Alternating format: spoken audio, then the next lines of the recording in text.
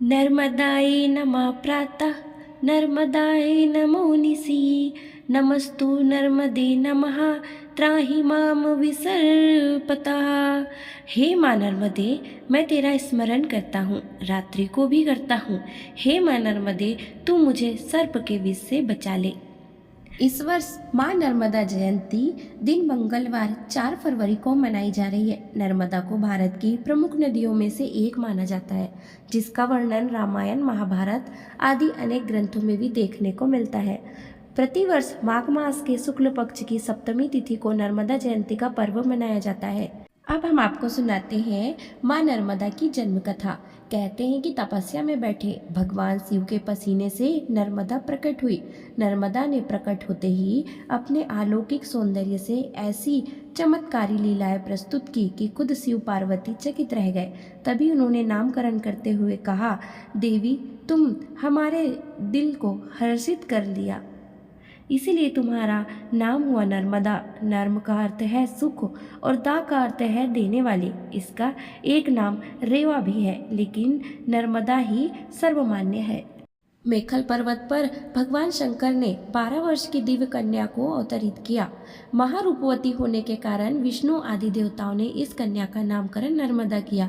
इस दिव्य कन्या नर्मदा ने उत्तर वाहिनी गंगा के तट पर काशी के पंचक्रोशी क्षेत्र में 10,000 दिव्य वर्षों तक तपस्या करके प्रभु शिव से कुछ ऐसा वरदान प्राप्त किया जो कि अन्य नदी के पास नहीं है, जैसे कि प्रलय में भी मेरा नाश ना हो, मैं विश्व में एकमात्र पाप नाशिनी नदी के रूप में प्रसिद्ध हूँ, मेरा हर पाषाण शिवलिंग के रूप में बिना प्राण प्रतिष्ठा के पूजित हो, मेरे तट पर शिव पार्वती सहित सभी देवी देवता निवास करें। स्कंद पुराण में वर्णित है कि राजा हिरण्यतेजा ने 14 वर्ष दिव्य वर्षों की घोर तपस्या से शिव भगवान को प्रसन्न कर नर्मदा जी को पृथ्वी तल पर आने के लिए वर मांगा।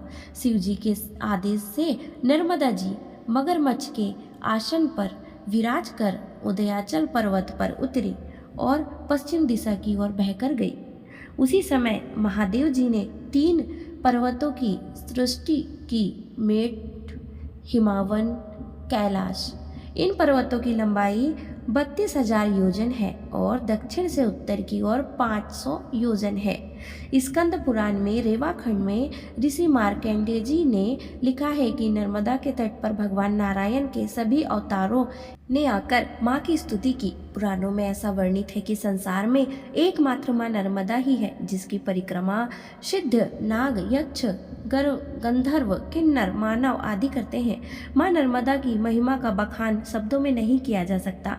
देव सरिता माँ नर्मदा अक्षय पुण्य देने वाली है। श्रद्धा, शक्ति और सच्चे मन से माँ नर्मदा का जन अर्चन करने से सारी मनोकामनाएं पूरी होती है। सरस्वती नदी में स्नान करने से जो फल 3 दिन में मिलेगा, वह गंगा में स्नान करने से वह फल 1 दिन में ही मिलता है। वही फल माँ नर्मदा के दर्शन मात्र से ही मिल जाता है। सतयुग के आदिकल्प से इस धरा पर जड़ जीव चैतन्य को आनंदित और पल्लवित करने के लिए शिव तनया का प्रादुर्भाव माघ मास में हुआ था। आदि गुरु शंकराचार्य जी ने नर्मदा अष्टक में माता को सर्वतीर्थ नायकम से संबोधित किया है, अर्थात माता को सभी तीर्थों का अग्रज कहा गया है। नर्मदा के तट पर ही संसार में सनातन धर्म की ध्वज पताका लहराने वाली परमहंसी योगियों ने तप पर संसार में अद्वितीय कार्य किए। अनेक चमत्कार भी परहंसियों ने किए, जिसमें दादा धुनी वाले दादा ठनठन पाल जी, महाराज रामकृष्ण परमहंस जी के गुरु तोतापुरी जी, महाराज गोविंद पादाचार्य ने शिष्य आदि गुरु शंकराचार्य जी सहित अन्य विभूतियां शामिल हैं। आज अमरकंटक से चलकर संभात की खाड़ी तक के रेवा प्रवाह पथ में पड़ने वाली सभी ग्रामों व नगरों में उल्लास और उत्साह का दिन है, क्योंकि वह नर्मदा जयंती होता है। कहा गया है, गंगा कनखले पुण्या कुरुक्षेत्रे सरस्वती ग्रामे वा आदि वारण्ये पुण्य सर्वत्र नर्मदा।